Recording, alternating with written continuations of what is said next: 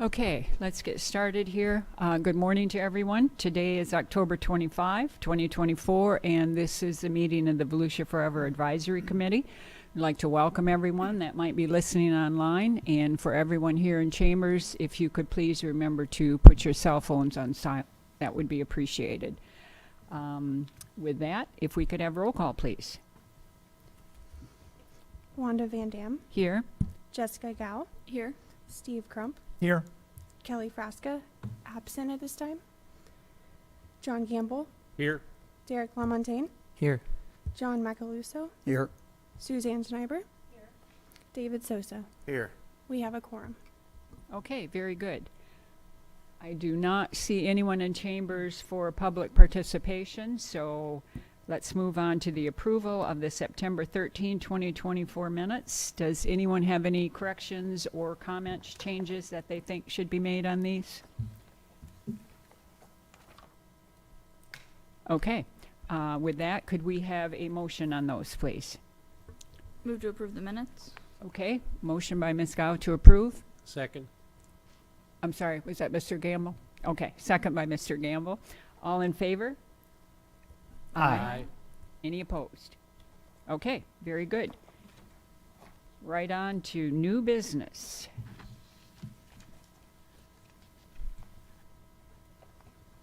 Good morning. Tim Telfer, Land Acquisition Manager, and appreciate you folks meeting us this morning to help process these applications in a timely manner. Today's meeting is going to be sorting the 3 properties that were determined eligible by the committee at the previous meeting. I think most of you are familiar with it, but you do have the discretion to determine a property is ineligible, and you have the discretion to put it on the A or B list. A list is our top priority list. B list is the next highest category, and obviously you have the ineligible decision-making authority that's already been made here. So first thing that we're going to do is move right into the properties. The first one that's up before you today is the Henry property.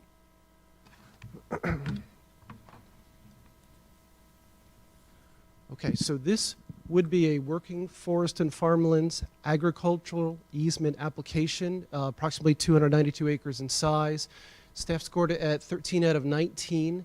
And it only needed to meet 9 out of 19 to be determined eligible, which you have done. This is a good fit for our Rural and Family Lands Protection Program with FDAC. It's also a good fit for our Regional Conservation Partnership Program, which I don't have on the screen, but I'll verbally let you know that this is a good fit for that program also. For attributes, it is within the NERMA area, Natural Resources Management area. With that, we stand by for any questions. Okay, questions for staff or comments? Okay. Would someone like to make a motion on this one, please? Move to put it on the A list. Second. Okay, motion by Mr. Gamble, second by Ms. Gao to place the Henry property on the A list. All in favor, please signal by saying aye. Aye. Any opposed? Okay, very good. On to the next one, please. All right, the next property up for consideration is the Volusia 44 property, 358 acres, fee simple application, with scored a 12 out of 21 with a requirement of 10 of 21. Attributes are it is in the NERMA, the Environmental Core Overlay, and the Florida Wildlife Corridor. As well, it is directly adjacent to the county managed longleaf pine preserve to the north. Okay, questions, comments on this property? Okay, Mr. LaMontagne. Oh, no, I mean, just, I was going to mention on the last one, I didn't know if there'd be discussion, but just helps if people are listening in or whatever to just go over kind of what we're looking at on the map in terms of, I know this one for sure has that different colored area in the middle. So I just wanted to, again, describe the property to make, again, it be some discussion on what it is we're approving. But I mean, it's all, I understand in the site description as well, but just verbally for people listening, I want to just, if you could explain what's in the middle of this property again. Yeah, so on the aerial photograph being depicted, the lighter area, that's actually a current pasture. It's grassed over now. There's an active cow-calf operation on the property. So some of these sandy-looking areas are where Sort of work had been done, and some pastures had been established. Okay, thank you. You good, Mr. Lamartine? Okay. All right. Any other questions or comments? Okay. And this one, I'm sorry, you said was adjacent to the longleaf pine preserve, correct? Okay. Correct. All right. Would someone like to make a motion on this one, please? I move we put Volusia 44 property on the A list. Okay. Second. Okay. Motion by Mr. Crump, second by Mr. Macaluso to put this property on the A list. All those in favor signal by saying aye. Aye. Any opposed? Okay, very good. Passes unanimously. And just to note that Ms. Frasca is just entered, so she is in attendance as well. Welcome. Okay. Brings us to the third property, Cypress Ranch. Cypress Ranch is a fee simple application, approximately 86 acres in size. Staff scored it at 10 out of 21, and that is the minimum required for an eligibility determination. We don't have a funding partner on this one yet, but we'll certainly continue to dialogue with our colleagues to see who feels it might be a good fit for their programs. Attributes, it has both the natural resource management area, the environmental core overlay on it, as well as it's within the Florida Wildlife Corridor. And I'll also add, directly to the south is the county-owned and managed Wiregrass Prairie Preserve, and directly to the north is the Volusia Forever applicant Triple T Ranch, which And- is already on the current A list. Okay. Triple T is on the A list, correct? Correct. Okay, very good. Okay. Questions, Ms. Gow?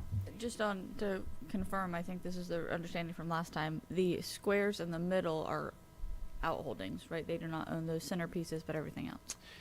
That's an affirmative. It has the same character as Triple T did. There is going to be some follow-up work to address these inholdings, yes, but we're aware of them, and we certainly can take on that challenge. And at this point, this is being presented as a fee simple, correct? Correct. Not as, okay. All right. Any other questions, comments? Okay. Would someone like to make a motion on the Cypress Ranch property, please? Move to put it on the A list. Okay, motion by Mr. Gamble I'll second. and a second by Mr. Crump. All in favor, signal by saying aye. Aye. Any opposed?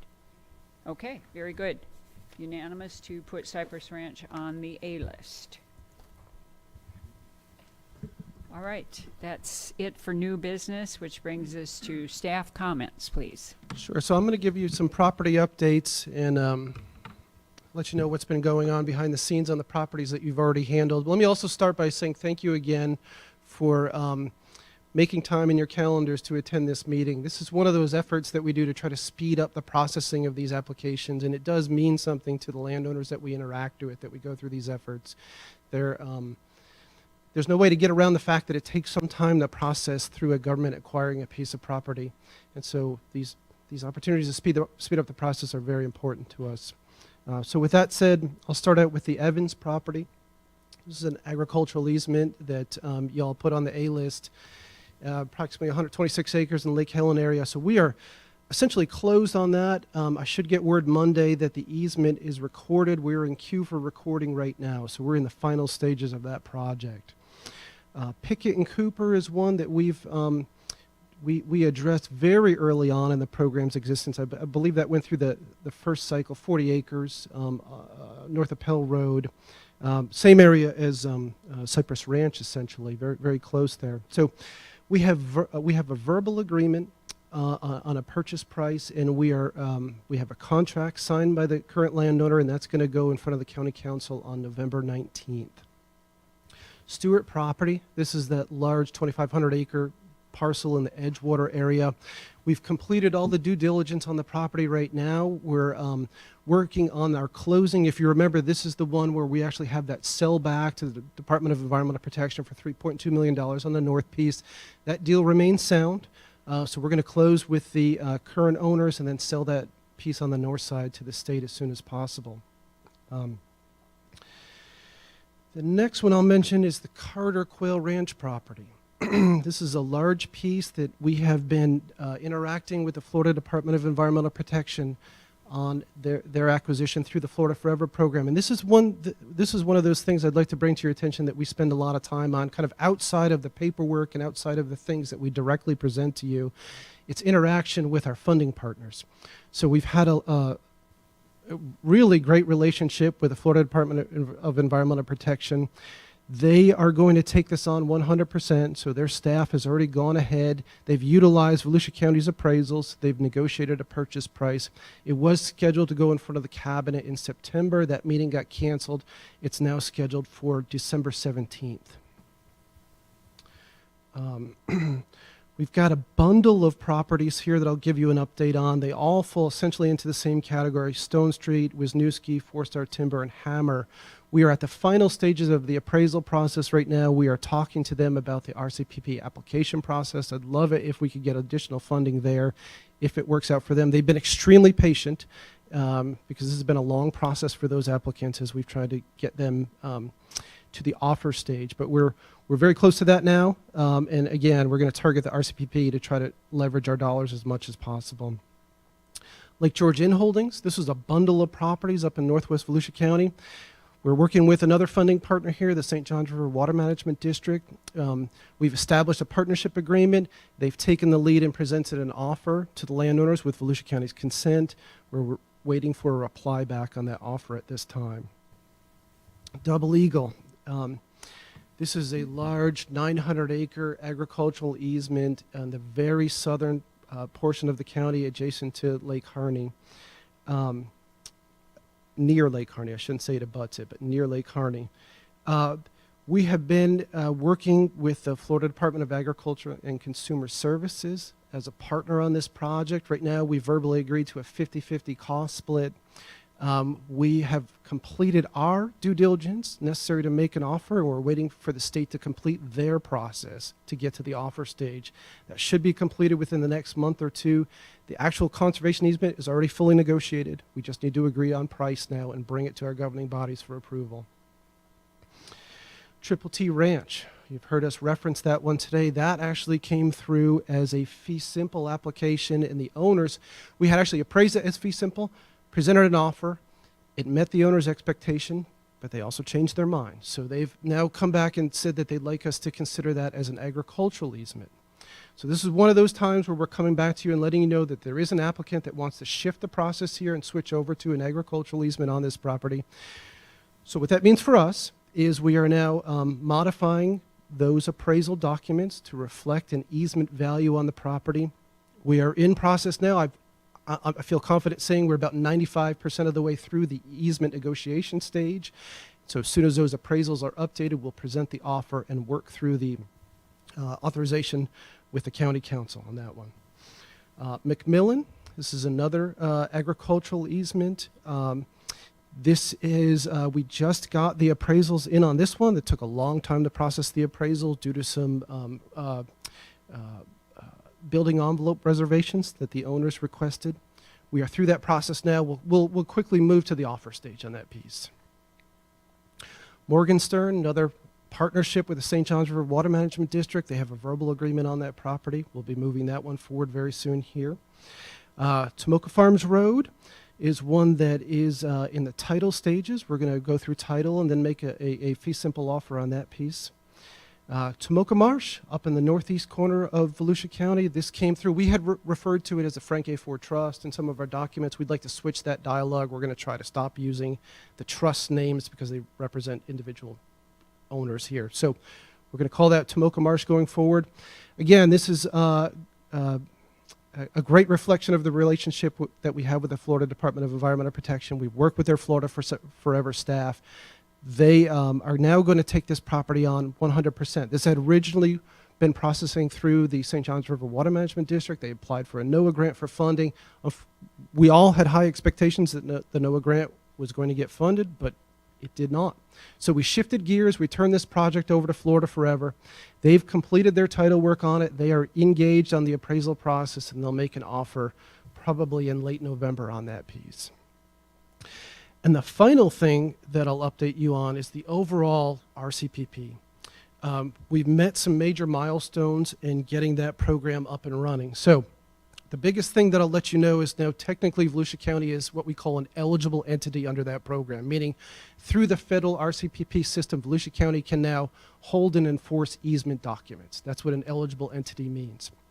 So we have our funding established through that program. We are now an eligible entity. We've got a couple of minor things to complete on that RCPP process. But then the next stages for us is we're going to open up an application cycle in November. So this is important. We've tried to get the word out. If there are agricultural landowners in Volusia County, this is going to be the first cycle, not the only, but this is going to be the first cycle where we accept applications through and start processing them under that RCPP program. That window will expire on November 30th. There will be windows in the future. We hope this is going to go smoothly and we get good word of mouth out of this change. The other thing I'll share with you, kind of as the advisory committee members here and what I would consider kind of ambassadors to the program, I assume you get questions from friends and colleagues about what's going on or what's happening here. If anyone is interested in an agricultural easement, we certainly do want to move them through the RCPP also as a funding partner. It's very important that they get registered with the federal system. Through the NRCS. There's a CPA 1275 form that they have to complete. If there's any questions about that, please direct them my way, but that is going to be a critical step in getting these applicants eligible for the RCPP program. So with that, that's my brief update. I have one more.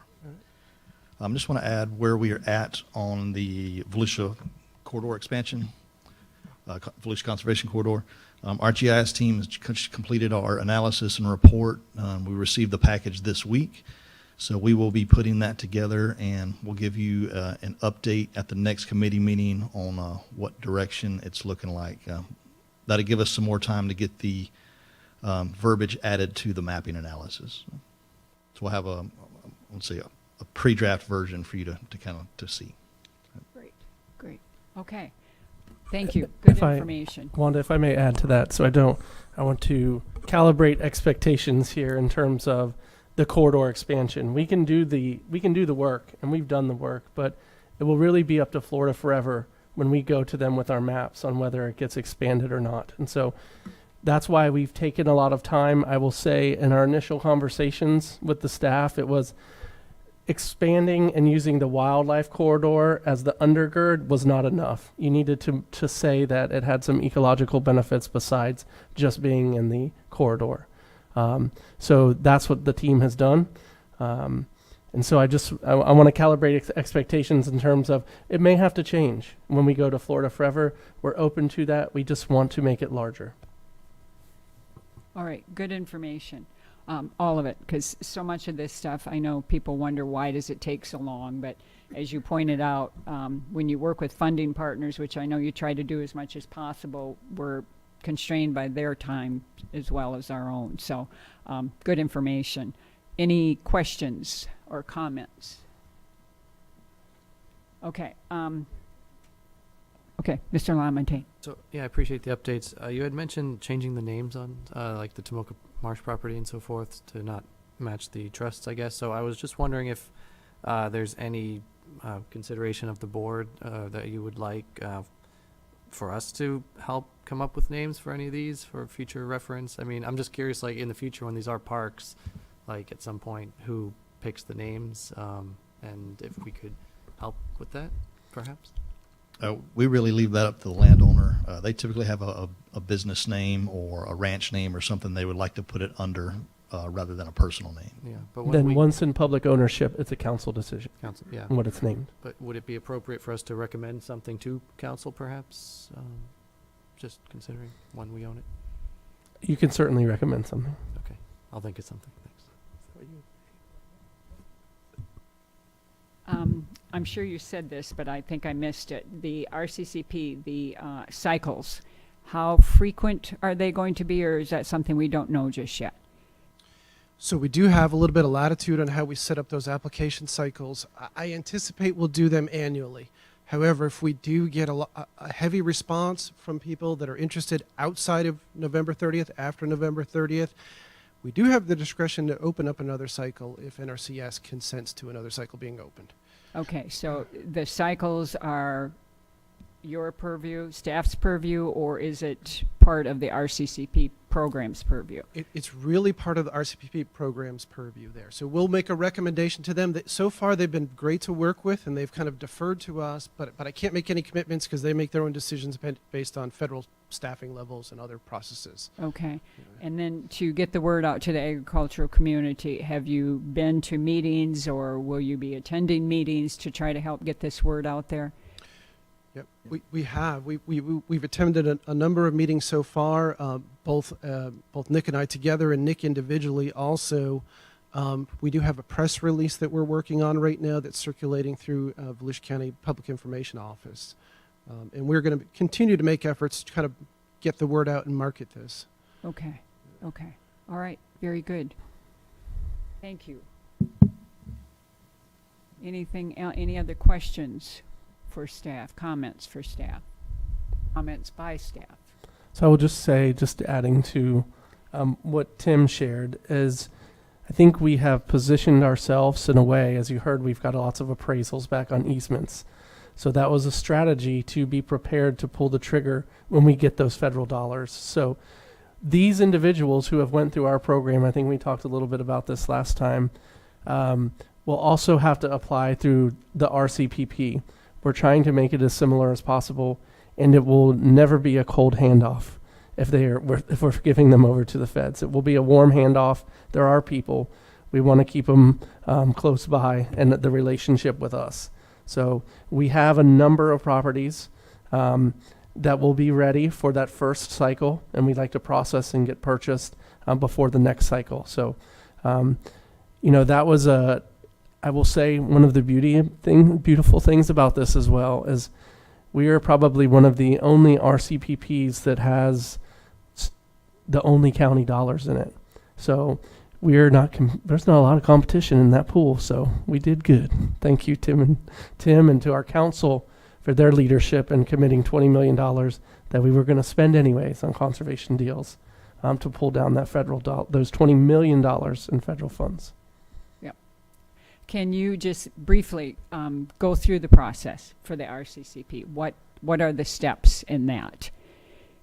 Is that a lengthy conversation, or is it pretty cut and dried as to what the steps are to go through the process?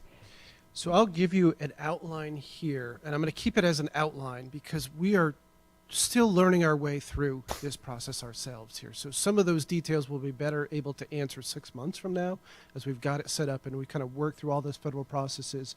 But as Brad laid out, the steps involved are an application to Volusia Forever, and that would be handled through our normal handling processes here. At the same time that's going through, any agricultural easement application that we think is a good fit for the RCPP, we're going to inform the owner of the next application window.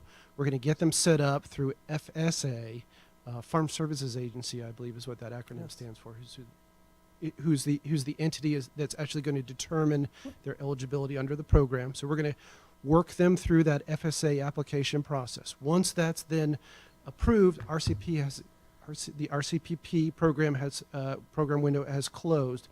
NRCS then will they have their own internal review process. But when the RCPP review process was established, we had input onto how that was done. So we actually, as a team here, we actually negotiated the weight of all the questions that were going to be asked as part of that NRCS review.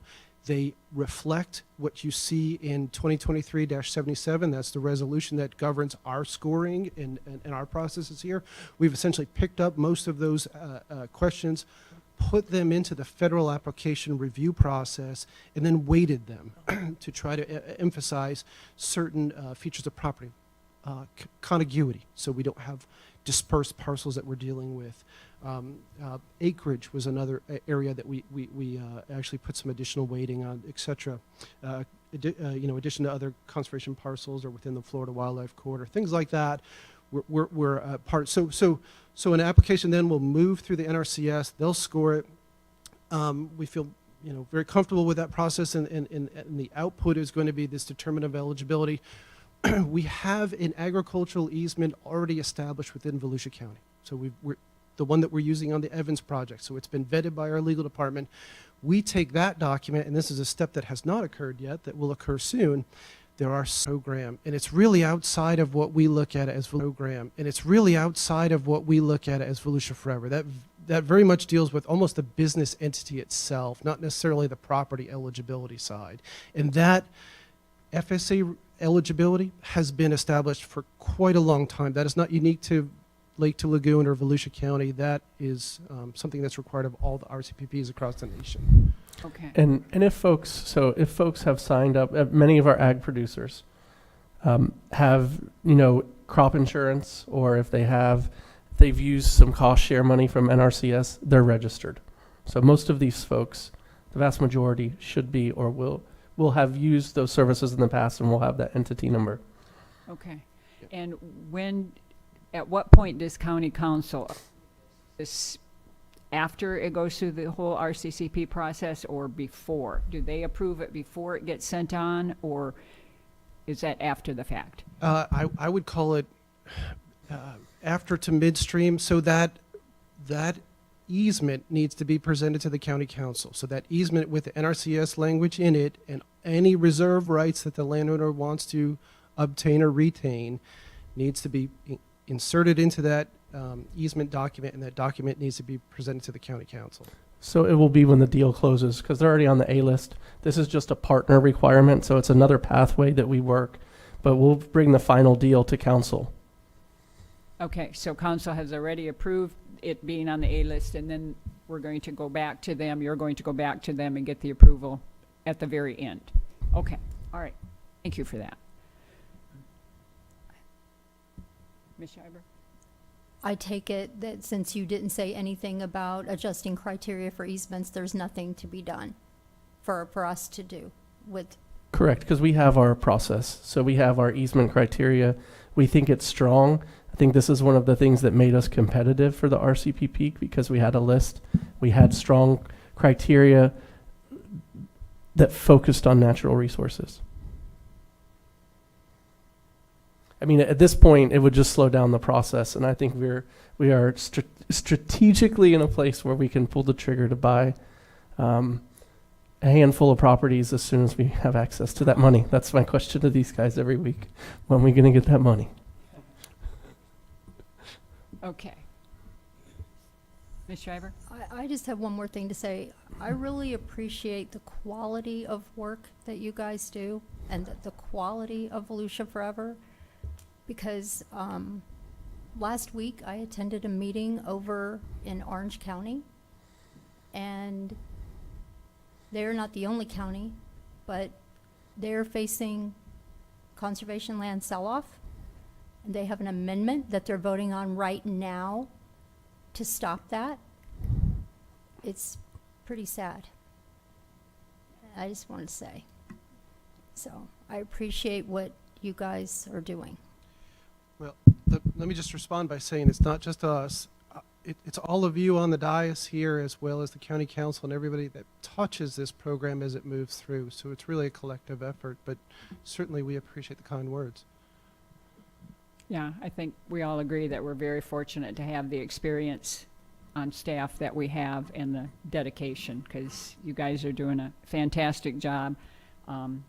I appreciate the updates, because I know sometimes it seems like we approve something and then nothing happens and we don't hear about it again, and you wonder what's going on. So I certainly appreciate the updates on these. So And thank you. Let me just add to that. If you have individual questions or would like an update, please reach out to me directly.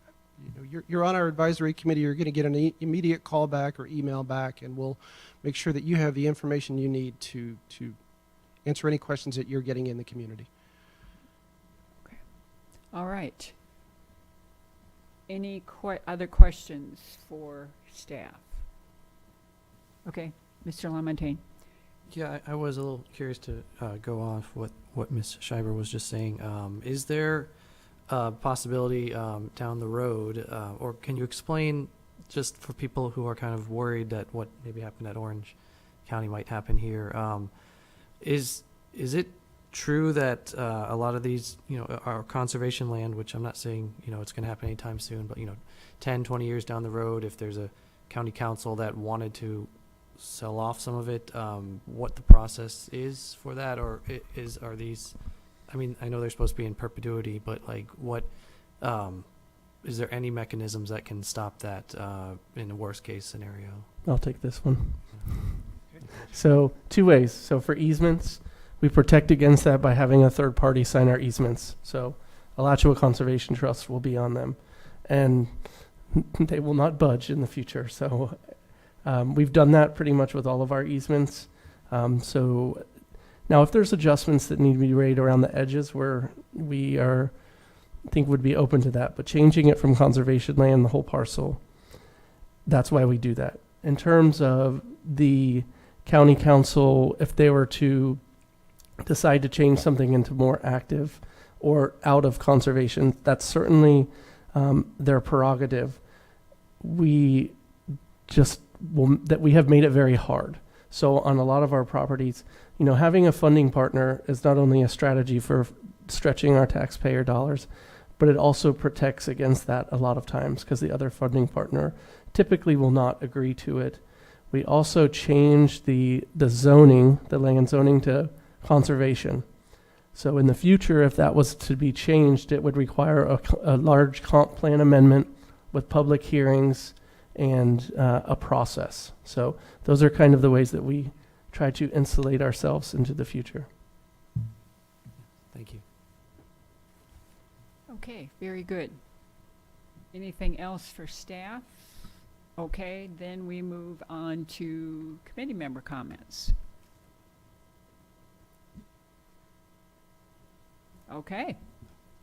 Mr. Lamontagne, go ahead. I didn't want to go again because I feel I'm talking too much, but I did have a couple comments in my section here, and I suppose it is somewhat directed towards staff. I just wanted to get your opinions, maybe, and maybe you don't feel comfortable sharing just opinions, but just thoughts on the process, because I had heard, it's kind of a election season. Some people are actually talking about Volusia forever, and I agree with what was said earlier. You guys are doing a great job, and I just want to get your opinion if you believe right now, like, we are aggressively pursuing acquisition. I mean, I feel like we are, and including funding sources and easements and so forth. Would you agree that we're being basically as forward, progressive or aggressive as we can be? I think that we're always looking at process improvements, and we have heard from a number of property owners, that the length of our process is inhibiting. So that's why we've come to you in multiple times when we've come to you and asked, to streamline things. We're receptive to property owners. So when they're saying stuff like that, so this is why we're having this meeting. This is why we're going to propose as part of the updates next time is if we have a sort or eligibility vote and we've deemed a property eligible, we're going to write a report and ask you to sort it as well into the future. And so we think that 2 or 3 months that we have in between eligibility and sorting may be lengthy, especially in this market. It may be slowing down in other states, the real estate market, but this real estate market is not. And so imagine if you were a large property owner and you came and said, I really want to see this in conservation. And we said, well, just to get through our application process, it's going to take about 3 to 4 months. So those are the things that we're doing, and I'll let Nick, share as well what tweaks around the edges we're doing to speed up the program. I will say also, we are a nimble program. We've got Tim and me and Nick who are, helping along the sides, and Danielle. But we started out small because we wanted to grow as the program grew. We are adding a new person to help us, and so. The other thing to keep in mind is that, we were out of money in 2012. So all of the relationships that had been developed, partnerships are about relationships because it matters whether you get the benefit of the doubt or not. And so Tim has developed those relationships with the Department of Ag, with DEP, with the Water Management District at the federal level.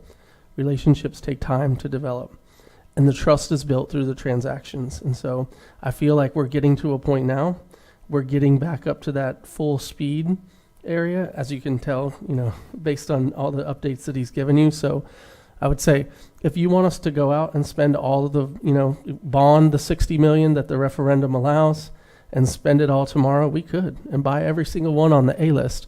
But if you want us to take a measured, strategic, and conservative approach to aligning partners, that's what your program is today. All right, and I'll add, in a way we're being aggressive. We're not just sitting here waiting for properties to come in. Through a lot of our outreach, when we go to other committee meetings and talk, just this week we received another 900-acre application that came in 2 days ago from that outreach. We are constantly reaching out to, for sale signs. We've developed an in-house tool to where I can see when a property goes on the market through certain realtors. I can see how long it's been there. If it was just posted, I can see the adjacency to the properties we already have. And that's something we use in-house that we check every week to kind of keep up with what's on the market that we can't see. Because the days of driving around looking for sale signs, that's old technology. We're trying to improve ourselves with the new technology to stay on top of it. So those are just some of the ways we are actively being very aggressive in our pursuit of other properties. Yeah, thank you for those comments. I agree that, I think you guys, again, are doing a great job, and just want to make it clear. And to just touch on what was said a minute ago by Mr. Burbaugh about the ways to maybe expedite the process, or if that's, I guess, just looking for ways, or if you're looking for any more input or guidance from us, because I don't know if this is like a possibility, but like if there's some super emergency meeting that we could do maybe online or something, if there's like a property owner, like we did this meeting, we do it in person, and then we can't do those, right? I mean, We can't do online, but we can call. So this meeting today is for one of the properties on the list who is in danger of being sold to not conservation. So we didn't tell you that when we were asking for this meeting, but that's really why it is. So we will call meetings when we feel like it's warranted. I appreciate that. Yeah, again, just anything I like the combining of the meetings like we have done recently with the sorting stuff as well. And I guess I'll just move on. I just had one final comment that was something that just was concerning to me, as many of you have heard before. I care very much about Spruce Creek and, that conservation corridor from that area.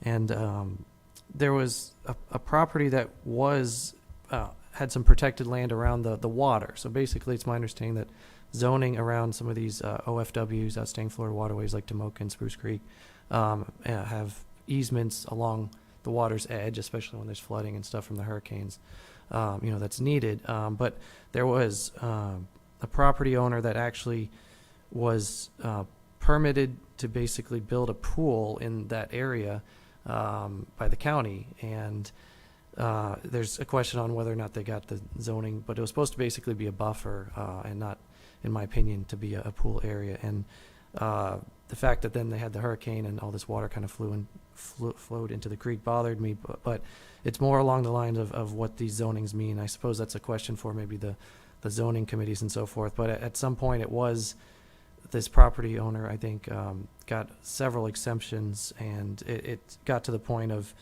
they had to go to the county council a year or two ago to get these easements finalized, and they still didn't.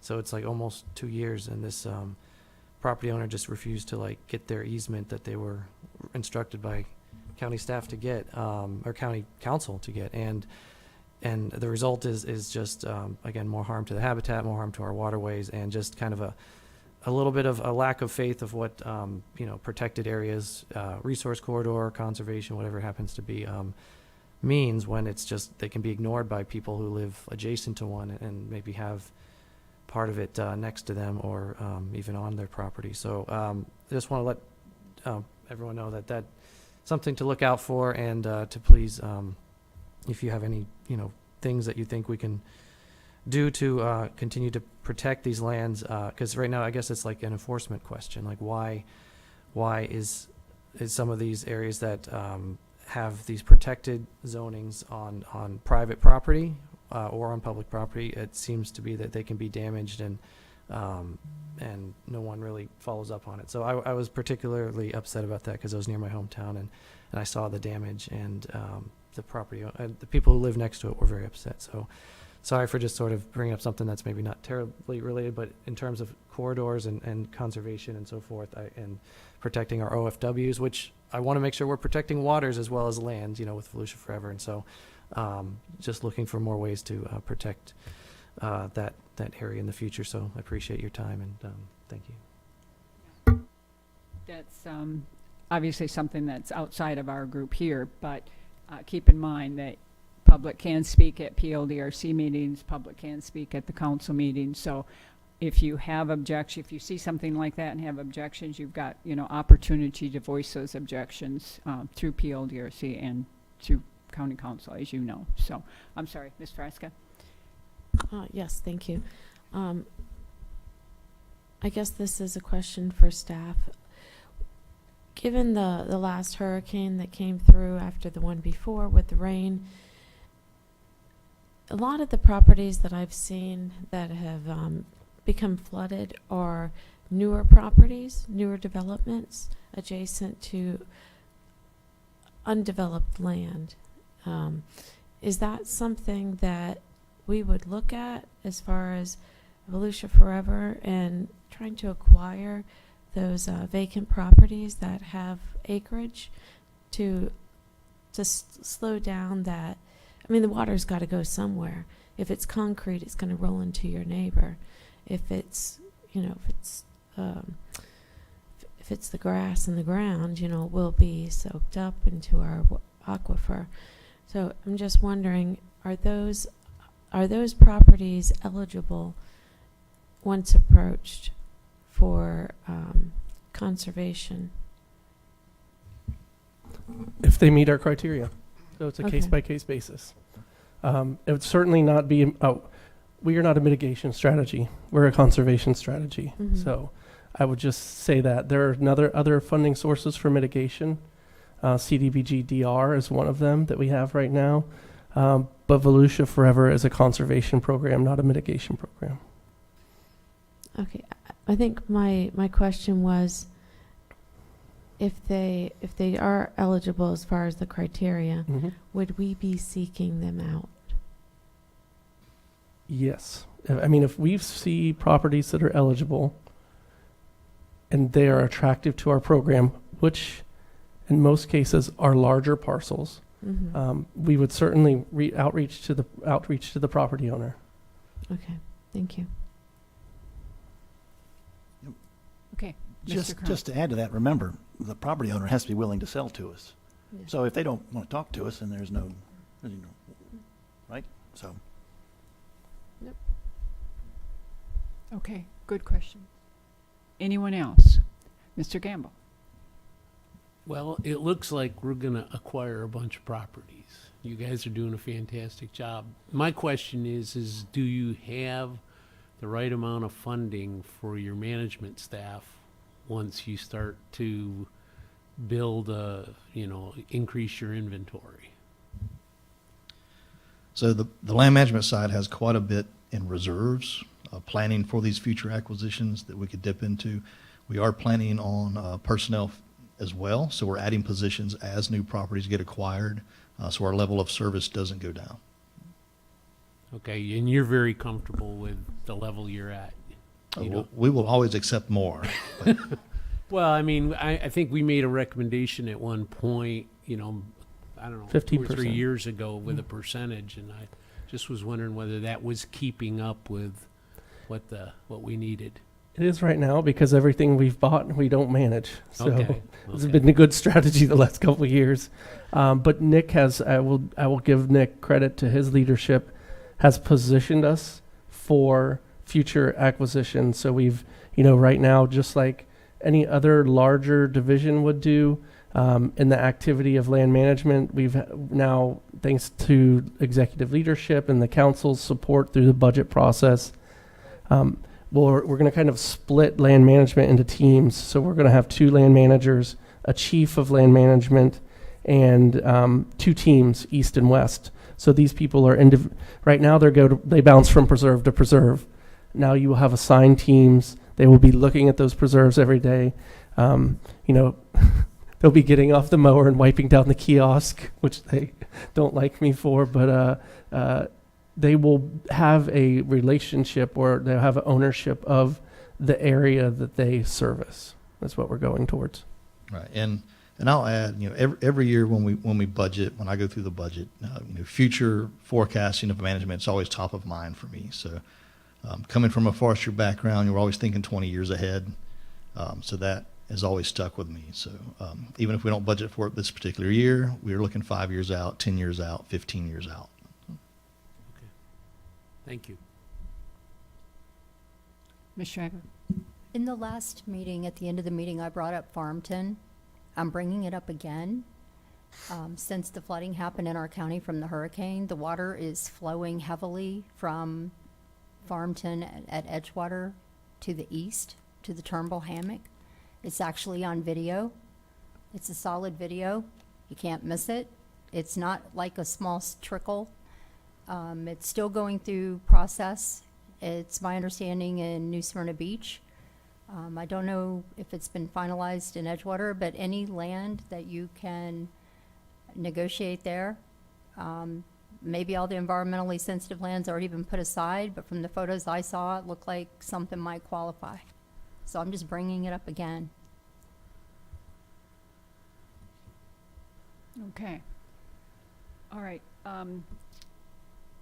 Mr. Verba, we had spoken several meetings ago about getting our signage updated so that when people are by one of our properties, a Volusia Forever property, they know it's in their face. This is a Volusia Forever property.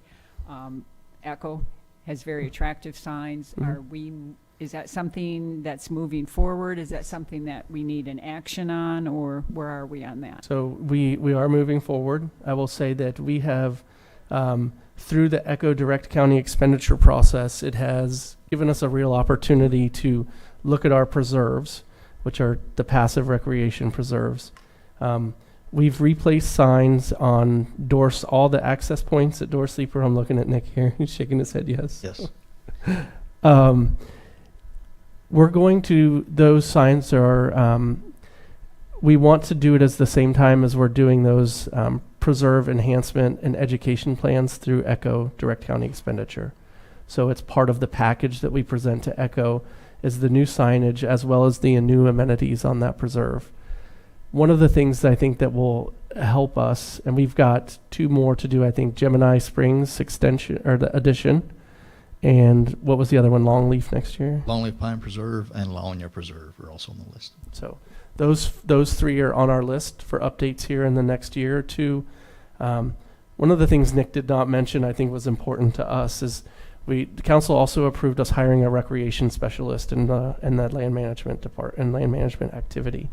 So this person can really help us understand, like, we understand the difference between passive and active, but what are some things, maybe we have themes at each, and the focus of Deep Creek will be water. Maybe at Longleaf Pine or Longleaf Pine Preserve, it's the longleaf pine and timbering. So I think if we provide an experience based on a theme, would be super cool for our residents to kind of learn about the environment, which the Volusia Forever is supposed to do, but at the same time tell a story, because people don't remember they don't remember facts, they remember stories. So that's what we're trying to do on our preserves.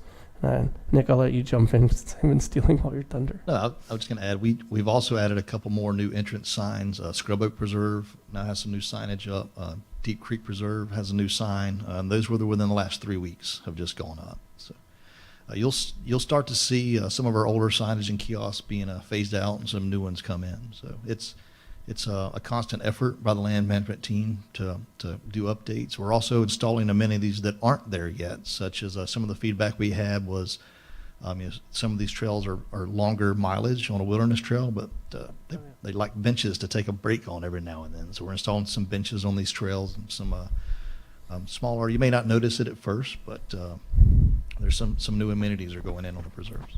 One of the things that I'd like to move to when I did kind of a state parks tour last year for vacation to see what they're doing in terms of kiosks.